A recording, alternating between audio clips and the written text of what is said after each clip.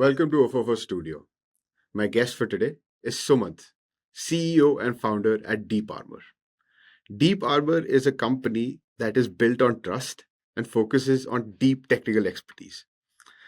What it actually means, I'll get to know in a second. Sumanth, welcome to the show. Absolutely. Thank you, Angad. And Yeah. it's a pleasure to be here. So thanks for having me. What's up with the armor analogy over here, man? Like, what's that? So, cybersecurity fundamentally, in our experience, has been always about trust. Right. So, I've been doing cybersecurity for a very long time.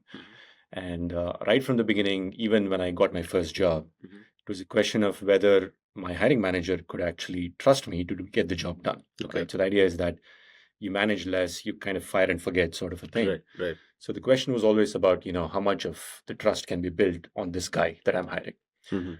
So of course that changed over time. And soon it got to a stage where I was building teams for big companies. Okay. But it soon came to a point where I was building my own company. Okay. And so, but the fundamental principles I didn't want to change. Correct. Right? So I wanted to have a team that could actually talk to customers, that would deliver services to customers built on trust and integrity. Got it. Right. So ultimately, we want customers to have absolute belief in what we are doing and we being very transparent, Right. and then helping them. Right. So eventually, of course, we are in the business of making money, but at the same time, do a good job and make money. Right. What prompted you to start your own company? What was the problem that you saw in the market that made you think, okay, this needs a proper organization to deal with? Yeah, actually, it was a bit serendipitous, I would say. So before I started the company, I was working for Intel. Okay. I had a team of about 20 people working between the United States and India. And our focus was basically what's called as product security. Okay. So we do all things related to improving the security of the product. Okay. Reducing risks, reducing the likelihood of exploits, vulnerabilities. So the idea is that the customers should not face any kind of hindrance or impact because some bad actors go and exploit a vulnerability. Right. So our objective was to do it internally and reduce the likelihood of something like that happening in the public, right? So in the market. Right. But then as we were doing it for more and more products, we were also engaging with other third-party customers, third-party vendors who were actually providing these kinds of services. Right. That is not cheap. Right? That's not at all. So we were spending big money doing, taking services from these kind of companies. Can you talk about those services a little bit? What kind of services would a company the size of Intel need when they're dealing with third-party vendors? Certainly. So let's take an example of, when I was at Intel, I was working for a group that was making these mobile phones. Okay. And these were Android phones running on x86. Okay. They actually had the Intel Inside logo behind the phones. Okay. Very few of them. But then when you're having such a flagship product, obviously you want your customers to be safe, right? So their mobile applications to be vetted before they use it. Absolutely. Intel being a hardware company, hardware security was always paramount, right? So we brought in experts who were able to analyze the product right from the hardware, firmware, operating system, application layer, all the way to the actual apps, the third-party apps. Yeah. So the entire stack, that's a lot of work. So even though I had teams doing it internally, we were not enough. We were not enough people. And we had to get people who had expertise in things like voltage glitching attacks and all of that kind of low-level, security vulnerabilities. Okay. So that's a very premium kind of skill set to have, right? So those were the kind of people that we were bringing in. Right. But then we realized that this was also a time where cloud adoption was rapidly scaling. What year is this? This was around 14, 15, 16. 14, 15, yeah. So this was the time. So everyone was going on AWS, on Azure, on GCP, and so on. Naturally, the threats and the security vulnerabilities through the adoption of cloud was changing rapidly. Right. So that's where people were not understanding, okay, what comes when I buy a cloud subscription? Right. It's great for developing applications. I can go production in 6 weeks, which is good. But what is the dark side of it? Right. So that understanding that if I'm starting a company, let's say, take example of Swiggy. Right. So if I'm the founder of Swiggy, I would develop the application for ordering food, getting food to my home without leaving my house. Correct. It would not be my job to understand the security nuances of AWS. Absolutely. Yeah. That's a completely different domain. Yeah. But you are using AWS. Security vulnerabilities in AWS will affect you as Swiggy. Right. And whose responsibility is that? Yours. Yeah. That's where the story comes. Right.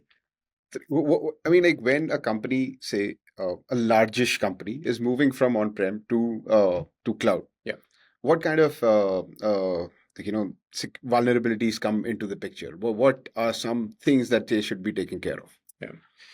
It's a complex operation, Right. right? So I was once in an AWS event where one of the executives from AWS, so he mentioned that a large company migrated from on-prem to cloud, Yeah. and they actually got in large trucks for data migration. Oh yeah. Right? Huh. That's a Yeah. popular story, right? Yeah. So this was the kind of data that would not go over the internet, right? So they actually needed trucks to Right. transport the data. Right. So you can imagine the scale, and you can imagine the complexity. Yeah. So when you're migrating to cloud, you have, like, AWS has well over 200 services today. Yes. Right? Yeah. So anywhere from storage, database, identity, user management, AI services, Yeah. hundreds of them, right? So when you're using those services, understanding the complexity and all of that becomes really tricky for a big company, Right. So if you look at the old traditional conservative companies, they have data policies, data classification measures and all of that, Yeah. very well defined for a period of like 20 to 30 years. Right. And now comes cloud, changing everything. Yeah. Right? Yeah. So that becomes really tricky. So we are seeing some big companies making investments in cloud security, in migration security as well, but they are still finding it hard. Yeah. Right. So just to give you an example, you may have a Fortune 100 company that is having its employees work from home. This happened a lot during COVID. But then they're not prepared for having the right kind of data classification rules to be in place to allow access outside of the corporate network, Right. even through VPN. Right. So because that brings in new kinds of network ACLs and so on. These are some of the things that even large companies struggle with. Yeah. And also, most of the cloud platform vendors talk about what's called as the shared responsibility model. What it means is that, we'll come back to this later, is that any of the hyperscalers, they take a certain amount of responsibility from a security point of view. Yeah. But the remaining part of it, a bigger chunk, is still yours. Right. So, and that becomes really difficult to understand and digest for a large company. Absolutely. Yeah. All right. So, you had a role in a larger company, and then you had to start a smaller company of your own. Yeah. What was that shift like? Oh, that was crazy, actually. So I think this is a story of most, that most startup founders can relate to. Yeah. I started off Deep Armor because I knew the trade, right? Yeah. So this was not something radically new from what I was doing. Right. I had a team of 3 people that were reporting to me at Intel. They all came out, and the 4 of us started Deep Armor. Okay. So that way I knew the people, I knew the trade. But then what I grossly underestimated was doing business. Right. Right. So because I was in a pure technical role, an engineering role at Intel, and it was not my concern about how much money we were making. Right. So my concern was mostly about how are we going to secure the product. Right. But then a whole bunch of doors opened up for me where I had to go and get business, pay taxes, and do compliance and all of that. So it took a little bit of learning, and definitely we got lucky as well during the process. Once we exited Intel, we contracted back with them. So there were a couple of groups that were generous to work with us even after we exited Intel. Absolutely. So that kept the light running, going for at least a year and a half. But then it hit. Right? Yeah. So having one customer is not a good idea. So you need to diversify, and large companies have budget freezes, and all of these happen. Yeah. So it took us at least a couple more years after that to stabilize. We had good contacts. We had people who came out and helped us. But after about 2 or 3 years, we started picking up again. We are now close to 7 years in the industry. We have worked with about 40 companies and government institutions. Wow. So on. So it has been a journey. What's your ideal customer like? I mean, like, who are the people that you're selling to? Yeah. So basically, we are sector agnostic, right? So because wherever there is code, there is a likelihood of a security vulnerability. Absolutely. Yeah. Right. So broadly, we sell to companies, businesses making products. Okay. Digital products. So this could be hardware, software, combination of both. But it has so happened that most customers that we have worked with have been users of cloud or web applications and so on, purely because there's a very strong demand for it. Yeah. Right. So almost any product that you make now requires an application. It could be a mobile app, it could a web app, a portal, an experience that you provide to your customers. Yeah. I mean, Ofofo has you have your own website, you Right. host videos and all of that. Right. So that takes on many different shapes and forms. Okay. Right. So a lot of our business comes for web application security, security activities. We also have some specialty in the hardware and embedded system space, more commonly called as IoT these days. That's unique. I think the first part is covered by a lot of companies. Yeah. The second part, I can't think of a lot of companies with that. Very few of them. Yeah, very few of them. In fact, when it comes to IoT security and deep embedded security, we are one of the handful of companies that have built a reputation in the market. Nice. Also, thanks to our Intel background, actually, we have a lot of experience there. So we worked on healthcare, medical devices, consumer devices. In fact, when I was working at Intel, we were a very unique, kind of a contrarian group. So our customers were not, the Dell HPs of the world. Our customers were Tag Heuer, Michael Kors, Fossil, Nike. So these were the kind of customers we were working with. So we worked on wearable technology, industrial IoT products, healthcare, as I mentioned, a little bit in automotive and so on. Yeah. So that's where we bring in kind of a niche expertise when it comes to cybersecurity. Right. So when you're talking about companies of that size, right? When you're talking about companies with, say, more than about like 2,000 employees, you have other enterprises selling to them. Other like system integrators or MSSPs, they'd bundle up a lot of services just to cater to them. Correct. And these services, like you just said, are very expensive. Yeah. But when it comes to smaller companies, right, less than say 500 employees, they wouldn't really have a cybersecurity function built within. It'll generally be the IT head or the CTO who's also doubling up as the CISO. Correct. Is there are there ways in which you could help them? Absolutely. So just because they're small, just because they're an SME, doesn't mean that they are not vulnerable to attacks. Absolutely. Yeah. In fact, it's the other way around. It's the other way around. Yeah. So if I'm an attacker, I probably will go with a smaller or a mid-sized company because I know that they cannot make the investments like an enterprise for security measures. So unfortunately, that's also true. I mean, that's in the media as well. Right? So if you look at most reports from McKinsey, IBM Security, what have you, so they always talk about how small businesses are severely impacted by security attacks, which are also very threatening for the existence of the company itself. Absolutely, yeah. So that can threaten. We are very understanding of that. So we understand that an Intel or any of the Fortune 50s that we have worked with, their budgets are very, very different from, let's say, an education startup down the street here. For sure. But we have worked with a lot of startups, right? So we are very mindful. We understand the pains they go through. We are a startup ourselves. Yeah, true. So we can relate to them, right? So in terms of how there is competition, they have to hit the shelves really quickly. At the same time, they have to prove that they're a good quality product. Correct. Good quality means a secure product, right? So let's bring it out there, right? So QE and cybersecurity go hand in hand. So we have a lot of programs and services and capabilities that we offer to startups. So that way we make sure that we are sensitive to the budgets, sensitive to the way they're organized. We may not have detailed architecture documents. We may not have comments in code, which is completely fine.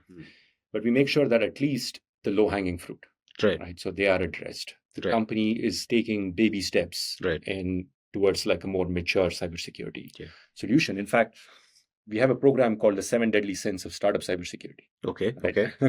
So we have identified, the 7 critical problems that small and mid-sized companies face.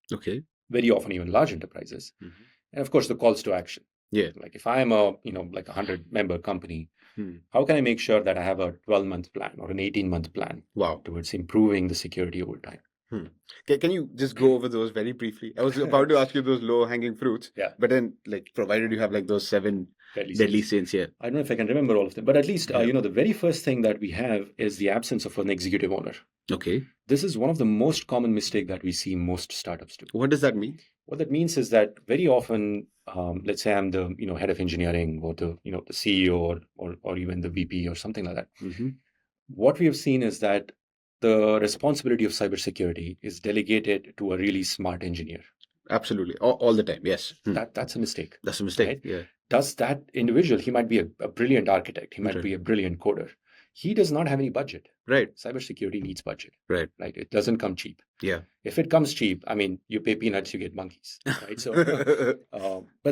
So this should be owned by an executive, right? So ideally one of the CXOs or a VP. That person's throat should be the one to choke if there is a security incident, right? And because that person also has the gravitas to talk about security to the rest of the company, to communicate, to identify, and to also say that it is everyone's responsibility, really, right, that he or she is the main person who owns security, right? Yeah. Because the developers have the responsibility to write code securely. Right. QE people have the responsibility to test appropriately and look for security vulnerabilities. Correct. The program managers have the responsibility to identify milestones where there is security integrated into product. Right. But at the end of the day, the person at the top makes decisions on what kind of tools I should invest in, what kind of practices are good. Right. And typically, if you spend time in the industry, you know that cybersecurity is an integral part. You know some cybersecurity at least. So making internal investments, making external investments, working with good partners, all of this becomes the role of an executive within the company, right? So the very first thing is that find an executive within your company. That is what we say. And have that person own cybersecurity for the company. Right. The rest of it is also, we talk about cliched shift left, right? Everyone talks about doing security early. Yeah. It's always a good idea. I mean, we have charged customers 3x to 5x when they come back after breach. Yeah.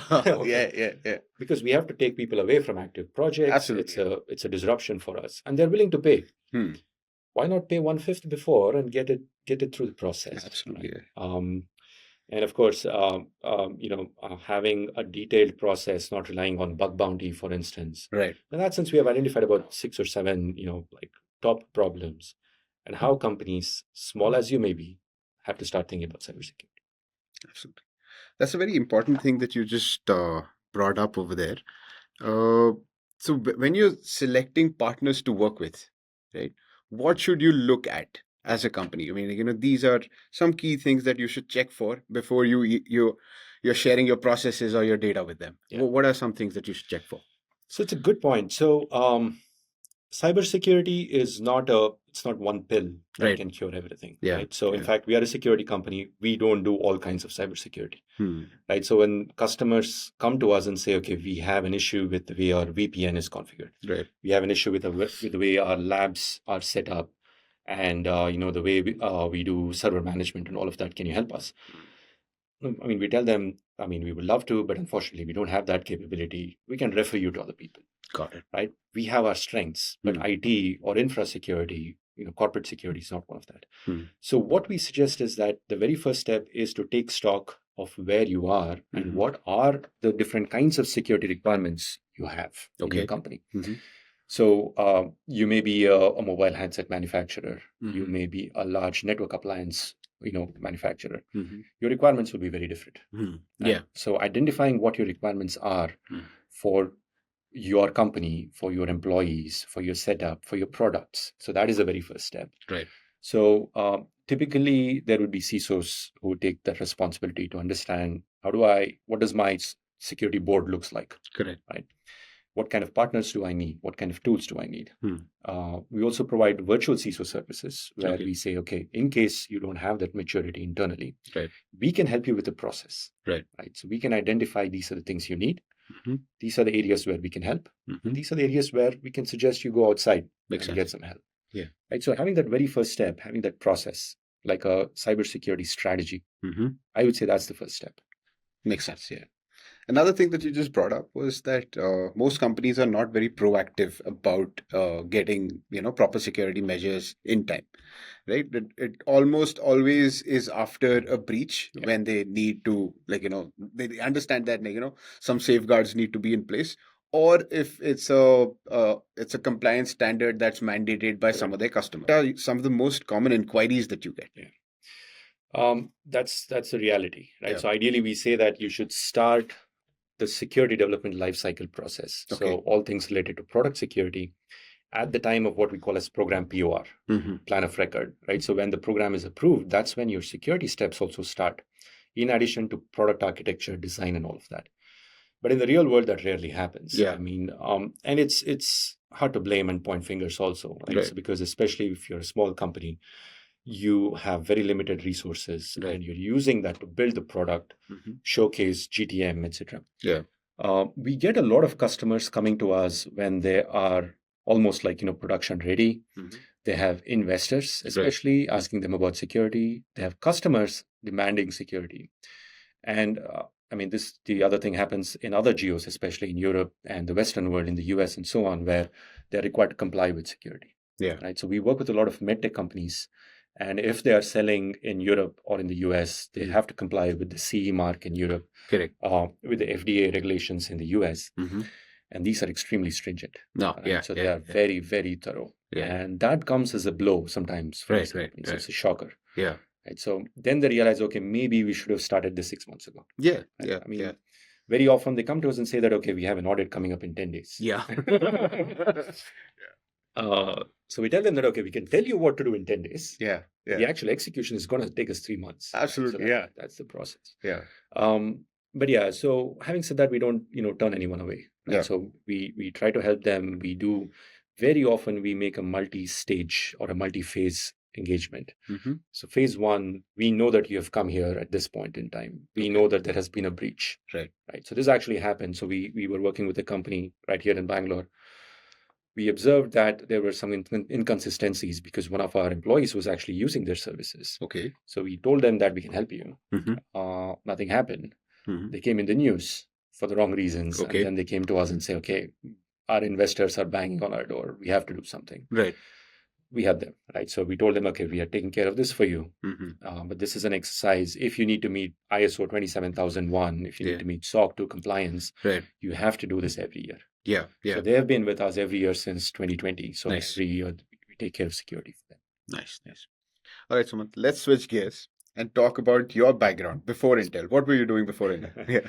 So I've been doing cybersecurity now for almost 20 years, actually. So right through college, I met this really smart senior gentleman in the Indian Institute of Science in IISc in Bangalore, and he introduced us to this world of security back in the day when it was still not as big. What year is this? This was 2002. Oh, absolutely.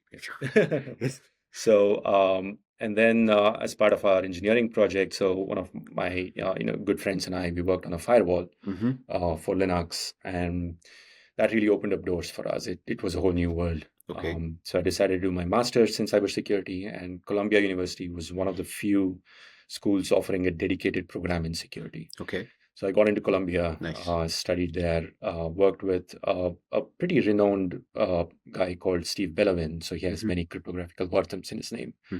And he basically elevated the platform again somewhere else for me. So he really inspired me a lot. And at that point in time, I was still not very sure what kind of cybersecurity to do. There are many, paths that you can take. Right. But then I got really interested in what's called as system security. So basically attacking software systems, operating systems, and all of that. So through that, I did some projects, did some work, got into Sun Microsystems, and worked with Sun on Solaris security. Great company. Unfortunately, didn't last for too long. So then I jumped to Palm, and this was at a time where Palm had these handheld mobile devices. Right. Remember those, the one with the stylus and all that. Yeah. So this Palm actually moved to a startup phase where they produced a product called WebOS. Okay. Which is there even to this day in LG TVs. All right. Palm sold WebOS to LG, and they have put it in the TVs now. Okay. Brilliant product again, but didn't last. So then I moved to Intel, started building teams. So that way, I've always been an engineer. Even to this day, I really love looking into vulnerability patterns, penetration testing, and all of that. Although I don't get enough time to do it. Absolutely. I mean, like you the thing is, like, you can either be totally on your core competency, or you can focus on the adjacent things that come off as being an entrepreneur. Which brings me to the next question. Did you think of being an entrepreneur first and then go about identifying the problem? Or did you already identify the problem as it was and then thought, okay, maybe this needs a company, or something needs to be spun off to take care of this? What came first? Yeah, I think it was more of the latter. Okay. I have been lucky to have some really good mentors in my career. So there are two gentlemen, Brian Hanaki and Jeremy Bennett. These two guys were my bosses at Palm and Intel. So I've known them for almost 15 years. And they always had this thought about setting up a company for deep tech security services. Right. So remove all the fluff. It's not about running tools, generating reports, and giving reports to the companies. There are enough companies doing that. This is about really understanding systems deeply. Right. I mean, this is not about finishing a job in 3 days. It's about taking the time, understanding the architecture, understanding the product as well as the people who developed it. Correct. And then poking holes and finding holes in it. Yeah. It can be disturbing to the product people. But that's what we wanted to do. Right. So we identified that there is a need for something like that. Yeah. So there are not enough companies going to that degree of depth and providing good results. True. So that's why we jumped at that opportunity. And we have kind of remained true to that kind of a business model.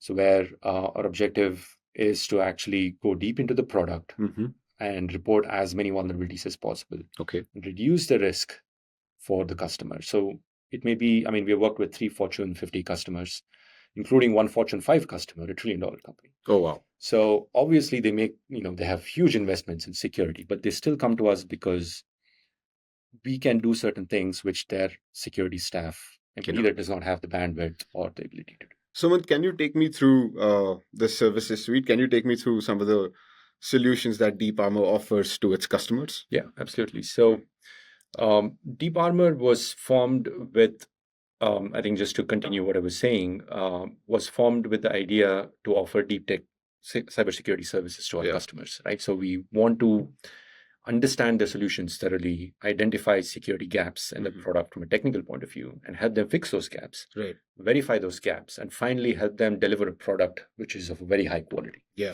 So that's the principle of Deep Armor. That's what we built it on. But through the journey, I think I also mentioned earlier on that we have naturally gotten a lot of business from companies using cloud. Right. So users of AWS, Azure, GCP for the most part. Also other services, including DigitalOcean, IBM Cloud, and so on. But naturally, because it's pervasive, it's everywhere. It's easy for customers, for businesses to develop solutions on cloud. But customers are increasingly struggling to understand the impact of what happens when you develop and deliver on cloud. Right. So most cloud service providers have this shared responsibility model. Right. So it's an iceberg. So they say that the security of the cloud, which is the part of the cloud that you see, the iceberg that you see, is their responsibility. So they make sure that they are implementing database as a service in a secure way. They're implementing storage as a service in a secure way, and so on. But then they say that the security in the cloud, right? So the way you deploy and the way you configure and manage your infrastructure, it's the customer's responsibility. And this is a struggle for a lot of businesses to understand. So initially what we did was that we were performing these kinds of security assessments of cloud hosted systems manually. And we were providing the results in the form of spreadsheets, in the form of, data over email and so on. And customers were also coming to us once in 6 months, many a times once a year. So it was just a snapshot in time. Right. What we were assessing, what we were validating today would not be valid 1 week later. Absolutely. Yeah. So cloud is very dynamic. And if you look at especially the medium-sized companies, extremely dynamic. Instances go up and down, services go up and down, users keep changing. So they were in a constant state of risk. So what we saw was that it's not enough if we validate your cloud security posture once a year or once in 6 months. You need to validate it continuously. Right? Every 12 hours, every 24 hours. So this is, we saw this kind of a change happening about 4 to 5 years ago.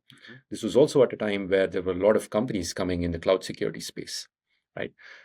We decided to build a product. So we decided that it's not enough to provide consulting services for this domain.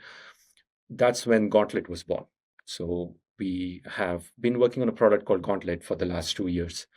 And this is something that we have not shared publicly so much yet, but Gauntlet is going to be its own company very soon. Right? So within about 4 to 6 weeks, we'll have Gauntlet standing independently because this is a solution that has a desperate need in the market, right? So, I mean, like a lot of customers need a solution like Gauntlet. Mm-hmm. Cloud security today, the coverage is barely about 5 to 6%. Mm-hmm. Yeah. So it's estimated to be about a $50 billion market. Okay. If you add all the top cloud security service providers, it's barely about 5%, right? So Wow. it's less than that. So that way, there is still a lot of work to be done. There is still a lot of gaps, and this is only increasing. Right. More and more companies are moving to cloud. Right. So what we try to do in Gauntlet is that you have all these cloud services and you have the risks associated with them. Mm-hmm. And then you're developing and deploying your applications on cloud. Right. So your applications are made of code that your developers have written, as well as code that you are taking from the public domain, right? So it could be open source software. Yeah. Log4j is a great example. A big disaster happened about a year ago. Yeah. OpenSSH continues to get vulnerabilities that date all the way, 20 years ago. Absolutely. So there's a huge risk in bundling third-party open source software. Correct. There's a huge risk in utilizing services where you need to have API keys, secrets, tokens, passwords in the code, and so on. Yeah. And then there is this big can of worms that's opening up, AI. Right? I was going to come to that. Yeah. So we try to stay away from AI, but you can't. In this world, you can't. Yeah. People are using, the modern day services like SageMaker, Bedrock, NeptuneDB, Kendra, all of these services on AWS, right. Likewise on Azure, likewise on GCP. Right. But the threats coming up with these kinds of services are very, very different. Mm-hmm. Right? So just to give you an example, like maybe, you have a service like a chatbot that allows you to, take the example of Swiggy again, right? Yeah. So I'm just giving you an illustration. This is not about a vulnerability. Mm-hmm. Let's say you want to cancel an order. So it's not a human doing it. Right. So it's a bot. Right. And it understands that you want to cancel an order that you just placed. Yeah. Now, can you trick this AI system, AI service, by providing a prompt that makes it do something else? Delete a user, for instance, right? Yeah. Get access as an admin. Yeah. There have been proof of concepts. Again, not on any vendor that we know, but proof of concepts. Yeah. Right. So absolutely possible. Let's say you're providing services for healthcare. Okay. Right. So, and then you want to make an appointment with the doctor. There's definitely AI involved there. Yeah. Right. So, especially if you go with a big vendor, there have been, again, proof of concept, instances where you can trick such a system into producing racist content. My God. Right. I mean, these are the threats that are coming with AI. Yeah. Right. So these are the threats that fewer and fewer people are understanding. It's maturing at a very rapid pace. The security risks are different. Right. So this is what we call as AI security posture management. Right. We are consolidating, we are unifying all things related to cloud security under Gauntlet. So that's the objective of Gauntlet. And this is what our customers, I mean, we are fairly new in the Gauntlet space, not in the Deep Armor space. There has been exceedingly positive feedback about what Gauntlet can do. All right. So, I mean, I can imagine, there are things that are barely understood right now, right? And you would need to be a step ahead of everything, right? Yeah. So you'd be very careful of the kind of content that you're consuming, and also how you are going about finding things that lets you have that advantage. Yeah. Right. So the question is, what's your content consumption pattern like? Yeah. It is definitely a cat and mouse game in this case, right? So it's always about, again, this is kind of an adage that goes in the security industry. The defender has to get it right all the time. Right. The attacker has to get it right once. Yeah. Right. Yeah. So that makes it really challenging for people like us. Right. So customers come to us, they pay us good money, but they expect very high quality of security. Oh, for sure. Right? Yeah. So being at the top of our game is extremely important, right? So, and that is always a hurdle for most security teams. I've been trying to hire for the past 15 years, and it's always really difficult, right? So it's really difficult to get good quality security engineers. For sure.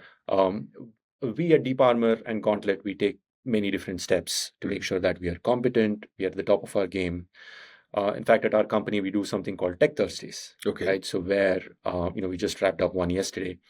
So we have all of our staff members research what are the latest, attacks, patterns, vulnerabilities in the domain, public domain, and present it to the rest of the audience. And then from that, we derive, what can we do using this knowledge to our customers through our product and so on. Very cool. Plus, there's always, like blogs and tweets and so on. So we have our sources for information. We place a lot of emphasis on practical work. Okay. Reading blogs, good. Okay, but what happens after that? Right. So because that's what we propose to our customers, right? So we go deep into your product. Okay. So that way we have been maintaining, our competency as well. So how are responsibilities divided within the Deep Armor team? Like how big is your team and what are the kind of things that you do? Yeah. So we're a fairly informal organization that way. So as with most startups. So I'm the founder and CEO of Deep Armor as well as Gauntlet. So I have two senior members in our organization. So Sunil and Nitin. So they are the associate vice presidents, and they've been with me since my Intel days. Okay. So these are the guys I trust, and otherwise it's pretty flat. So there's almost no hierarchy. Everyone's free to talk to everyone. We have a very strong open door as well as a policy for innovation, policy for learning, policy for exchange of ideas. Great. Because without that, we'll just go stale. Right? Absolutely. So technical competency and integrity. So these are the two pillars that we've built the company on, and that's continuing to sustain us. That's amazing. Yeah. This brings me to the next segment of the show, Sumanth, in which I'm going to ask ChatGPT to come up with some would you rather questions. Sure. And let's see how you fare against AI. It's going to be a challenge. Yeah. All right, Sumanth. So my first question is, would you rather lose all your money and valuables or all the pictures you've ever taken? Oh. I would definitely say the first. I mean, I've also been an amateur photographer. I think I've taken a lot of pains to save them in cloud and other backups. So I don't care so much for valuables. Would you rather be able to talk to animals or speak every human language fluently? I find animals more interesting than humans sometimes, but this is a tricky question. I would go with 50-50 on this. 50-50. Would you rather always have bad luck or be extremely clumsy? Oh my God. Oh, I think it's the same thing. This is getting tough. I think you heard us talking about AI and security and, like threats against AI. Not a big believer in bad luck. Okay. Yeah. So I think I'll take my chance on that. Would you rather never eat your favorite food again or have to eat it every day for the rest of your life? After I turn 40, I think the list of favorite foods has come down a little bit. Okay. I'm okay giving up, I think.